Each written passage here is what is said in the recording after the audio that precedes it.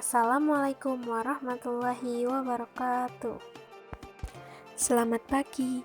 Pada hari ini kita akan belajar mengenai lebih dekat kepada Allah dengan mengamalkan sholat sunnah.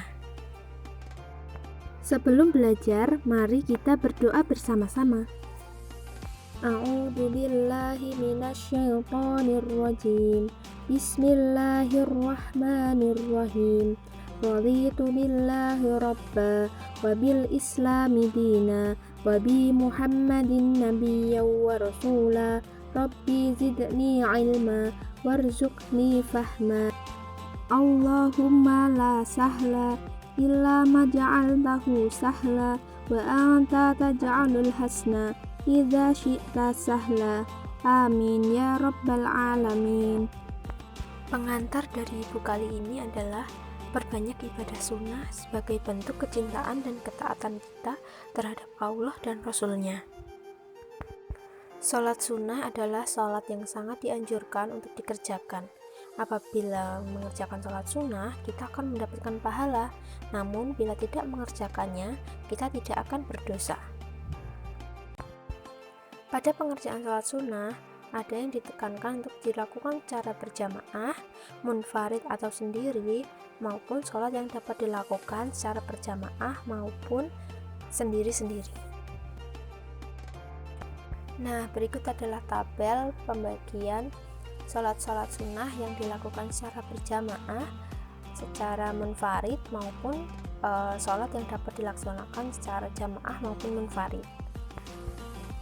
Nah, untuk sholat sunnah yang dianjurkan secara berjamaah, yang pertama ada sholat Idul Fitri.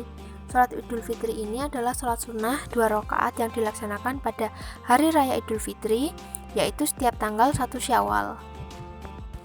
Yang kedua ada sholat Idul Adha, yaitu sholat yang dilakukan pada saat Hari Raya Kurban dan dilaksanakan pada tanggal 10 Zulhijjah.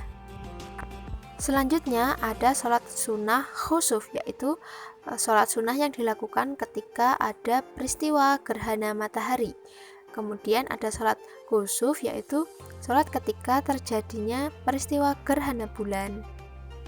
Yang terakhir yaitu ada sholat istisqa, yaitu sholat untuk memohon turunnya hujan. Nah, ketika kemarau yang berkepanjangan, kita disunahkan untuk melaksanakan sholat istisqa.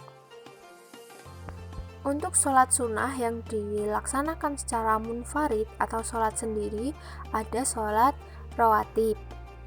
Sholat rawatib adalah sholat sunnah yang menyertai atau mengiringi sholat fardu. Sholat rawatib ini dibagi menjadi 2, yaitu sholat rawatib muakkad atau yang sangat dianjurkan, dan sholat rawatib ghairu muakkad atau sholat rawatib yang cukup dianjurkan untuk dikerjakan. Untuk pembagiannya, adik-adik bisa melihat di buku paket halaman 65. Bila ditinjau dari segi pelaksanaannya, sholat rawatib ini dibagi menjadi 2, yaitu sholat rawatib qobliyah dan sholat rawatib ba'diyah. Nah, untuk yang qobliyah ini berarti dilaksanakan sebelum sholat fardu, dan untuk sholat rawatib ba'diyah itu dilaksanakan setelah sholat fardu. Yang selanjutnya ada sholat tahiyatul masjid, yaitu sholat yang didirikan untuk menghormati masjid. Untuk pelaksanaannya kita laksanakan ketika pertama kali kita memasuki masjid, dan tentunya sudah harus berwudu ya. Sholat sunnah munfarid selanjutnya adalah sholat istiqoroh, yaitu sholat untuk meminta petunjuk. Nah, untuk adik-adik yang sedang bingung atas suatu pilihan atau ingin dimantapkan hatinya, maka disunahkan untuk melaksanakan sholat istiqoroh. Insya Allah kita akan mendapatkan kemantapan hati dan juga jawaban atas kebimbangan yang kita hadapi. Untuk pelaksanaannya, kita dapat melaksanakan sholat istiqoroh pada saat sepertiga malam, seperti halnya kita melaksanakan sholat tahajud. Sholat istiqoroh ini terdiri atas 2 rakaat. Untuk rakaat pertama, kita dapat membaca Quran surat Al-Kafirun, dan untuk rakaat kedua, kita membaca Quran surat Al-Ikhlas. Nah, Untuk membacanya kita bisa lebih dari satu kali ya. Selanjutnya adalah sholat sunnah yang dapat dilaksanakan secara jamaah maupun sendiri-sendiri. Yang pertama yaitu sholat tarawih. Pasti di sini semua selalu menjalankan sholat tarawih ya pada saat bulan Ramadan. Nah, untuk kita ketahui bersama bahwa sholat tarawih ini boleh kita lakukan secara berjamaah maupun secara munfarid atau sholat sendirian.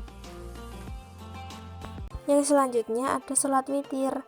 Nah, sholat witir ini dilaksanakan selepas sholat isya. Dan selanjutnya juga ada sholat duha. Siapa di sini yang sudah mengamalkan sholat duha setiap hari?